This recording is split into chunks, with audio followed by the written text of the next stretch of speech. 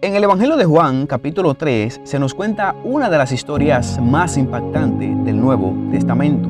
Se dice que había un hombre de los fariseos que se llamaba Nicodemo, un principal entre los judíos. Este vino a Jesús de noche y le dijo: Rabí, sabemos que has venido de Dios como maestro, porque nadie puede hacer estas señales que tú haces si no está Dios con él. Respondió Jesús y le dijo: de cierto te digo, que el que no nace de nuevo no puede ver el reino de Dios. Nicodemo, sorprendido por lo que Jesús le había dicho, le preguntó: Maestro, ¿y cómo puede una persona nacer siendo ya viejo?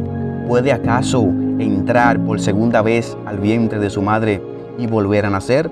Jesús le dijo: de cierto te digo, que el que no nace de agua y del Espíritu no puede entrar al reino de Dios. Porque lo que es nacido de la carne, carne es, y lo que es nacido del Espíritu, Espíritu es. Así que no te sorprenda porque yo te he dicho que es necesario nacer de nuevo. Nicodemo, aunque era de los fariseos, su nombre era de origen griego y significa victorioso entre su gente. Y es muy interesante que alguien de los fariseos venga a Jesús de la forma en la cual vino Nicodemo, ya que Jesús no era muy popular entre ellos. Los fariseos estaban totalmente separados de Jesús. Los fariseos eran una pequeña secta que se caracterizaban por su gran observancia a la ley mosaica. Probablemente su nombre eran de origen hebreo y significan los apartados. No quiere decir que ellos se aislaran de la sociedad, sino en sentido puritano. Es decir, que mantenían un gran celo por la pureza ritual y ceremonial de acuerdo con la ley mosaica, así como sus propias tradiciones que añadían a la legislación del Nuevo Testamento. A diferencia de los saduceos, que no creían en la resurrección, ni en ángeles, ni en espíritu, los fariseos sí. En los tiempos de Cristo habían unos 6,000 fariseos. Los encuentros de Jesús con ellos fueron generalmente conflictivos.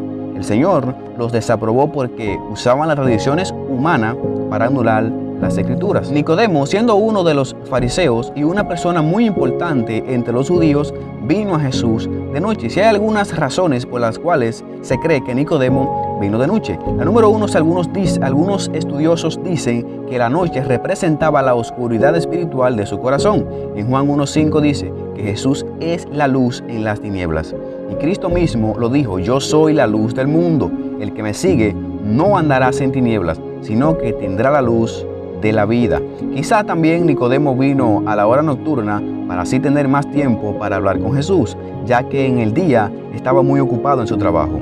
O tal vez no quería que lo vieran. Nacer de nuevo, la frase literal significa nacer de lo alto. Esta fue la frase que impactó a Nicodemo. Jesús le respondió una pregunta que Nicodemo ni siquiera le hizo, pero el Señor leyó su corazón y fue directo al problema. El Señor sabía la necesidad de regeneración y transformación espiritual en Nicodemo, y esto solo lo puede producir el Espíritu Santo. El nuevo nacimiento es un acto de Dios por el cual vida eterna le es impartida al creyente y a todo aquel que cree en Jesucristo como su Señor. Nicodemo llegó a creer en Jesús y arriesgó su propia vida y reputación al colaborar para que el cuerpo de Cristo recibiera un funeral decente.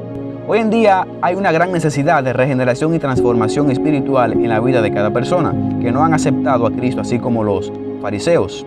Y solo Nicodemo, el victorioso, fue donde Jesús. En él había un deseo profundo de hablar y conocer a Jesús. Había tiniebla en su corazón, pero él fue a la luz que alumbra a todo hombre, que es Jesús. Jesús dijo: venid a mí todos los que están trabajados y cargados, y yo los haré descansar. Mateo 11:28. Esta es una invitación abierta para todos los que están cargados en sus propias bancarrotas. Venid todos, en la casa de mi Padre muchas moradas hay. El nuevo nacimiento es lo primordial, es lo principal en la vida de cada persona para poder ver y para poder entrar al reino de Dios. Jesús vino para darnos vida y para que en Él tengamos la vida eterna. Dios te bendiga y que la paz de Cristo esté contigo.